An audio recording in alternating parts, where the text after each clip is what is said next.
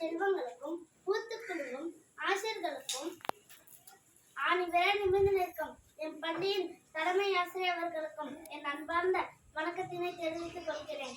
அமைதியின் சிற்பமும் புத்தர் அம்மேதையின் வடிவமாய் சில பொன்மொழிகள் ஆற்ற வந்துள்ளேன். அன்பு செல்வங்களே, ஆசிரியர் துன்பத்திற்கு காரணம். ஓடும் நீர் போல் நல்லதை நினைத்து நல்லதை செய்யுங்கள். தீர்வை தானாகவே குப்பை போல் ஒதுங்கிவிடும்.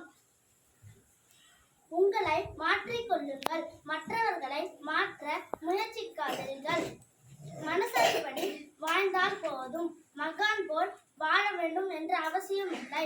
எதுவாயினும் கடக்க பழகு. எல்லாம் சிறிது காலம்தான்.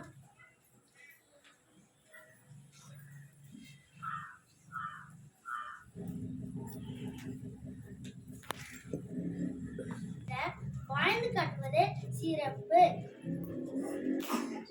தீமையும் நன்மையும் பிறர் தர வருவது இல்லை, அதை நீங்களே உருவாக்கி கொண்டிருக்கிறீர்கள்.